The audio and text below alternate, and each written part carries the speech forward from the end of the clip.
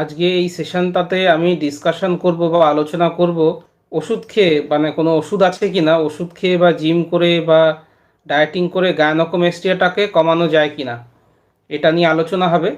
তো বন্ধুরা অনেকেই আছেন আমাদের, আমাকে হোয়াটসঅ্যাপ করেন বা প্রশ্নও করেন কি স্যার, গায়নোকোমেস্টিয়াটা যে জিনিসটা রয়েছে, পুরুষদের ছাতিতে চর্বি বেড়ে যাওয়া, এটা কেবলমাত্র ওষুধ খেয়ে বা এক্সারসাইজ করে বা জিম করে কমানো যায় কি না। প্রথমেই বলি যে এটা তো গাইনোকোমাস্টিয়া মানে বোথ গ্ল্যান্ড এবং ফ্যাট দুটো জিনিসই বেড়ে যাওয়া। ওখানে গ্ল্যান্ডও বেড়ে যায়, তেমনি ফ্যাটও বেড়ে যায়।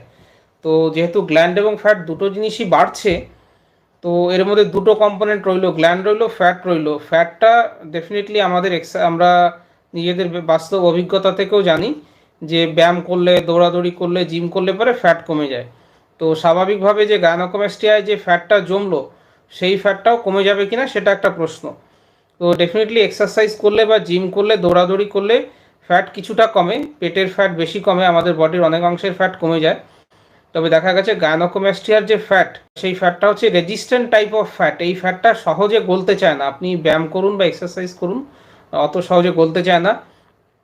আজকে আজকে যে ভাইয়ের আমি গাইনোকোমাস্টিয়া অপারেশন করেছি, কালকে আমরা ওনার ইন্টারভিউটা আপনাদেরকে দেখাবো।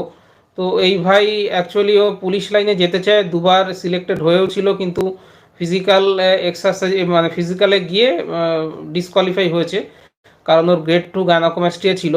তো ওর কাছেও শুনলাম ও অনেক দুবার ট্রেনারের কাছে গেছিল, ট্রেনারের কাছে অনেক রকম ট্রেনিং নিয়েছে। ডেফিনেটলি বুঝতে পারছেন সে দৌড়ে এবং কোয়ালিফাই করেছে, মানে ফিজিক্যালি খুবই ফিট, পেটে কোনো ফ্যাটও নেই, কিন্তু চেস্টের যে গ্রেড 2 গাইনোকোমাস্টিয়া সেটা সামান্যই কমেছে।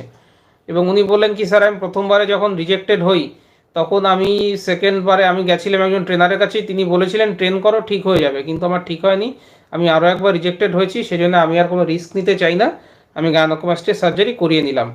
তো কালকে আমরা ওই ভাইয়ের ফটো আপনাকে বা ইন্টারভিউ আপনাদেরকে দেখাবো, অবশ্যই দেখবেন। সুতরাং বুঝতে পারছেন যে এক্সারসাইজ করলে পরে বা ব্যায়াম করলে পরে ডেফিনেটলি এটা হেলদি, এটা একটা হেলদি লাইফস্টাইল মেনটেন করার ব্যাপার। সবারই ব্যায়াম করা, এক্সারসাইজ করা উচিত এবং খাবার দাবারও সেইভাবে খাওয়া উচিত। কিন্তু এই এই যে ফ্যাটটা থাকে, এটা একটা রেজিস্ট্যান্ট টাইপ অফ ফ্যাট। পেটের ফ্যাট যত সহজে কমে যায়, বুকে যে ফ্যাটটা জমে সেই ফ্যাটটা কিন্তু অত সহজে কমতে চায় না।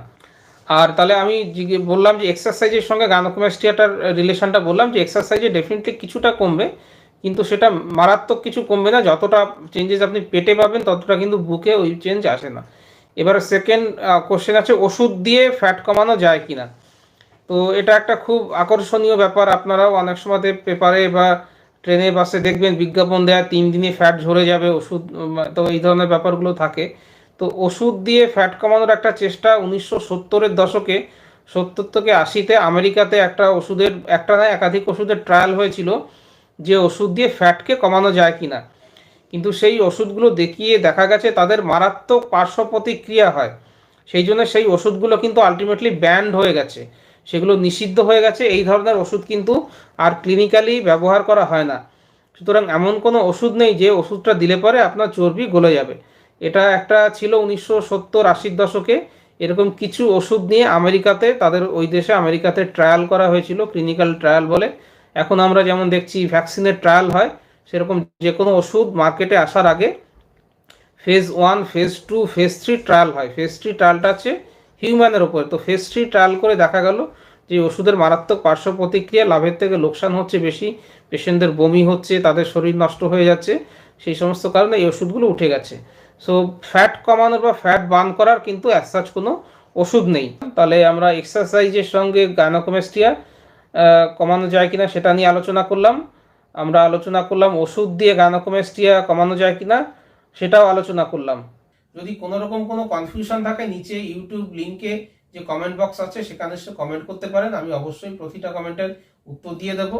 আর নিচে আমার হোয়াটসঅ্যাপ নম্বর দিয়ে দেওয়া রয়েছে, এই হোয়াটসঅ্যাপ নম্বরও আপনারা সরাসরি আমাকে ছবি পাঠাতে পারেন, কি ট্রিটমেন্ট দরকার হবে সেটা আমি বলে দেবো। ভিডিওটা ভালো লাগলে পরে লাইক করবেন, শেয়ার করবেন, আমার চ্যানেলটাকে সাবস্ক্রাইব করবেন। ভিডিওটা দেখার জন্য ধন্যবাদ, নমস্কার।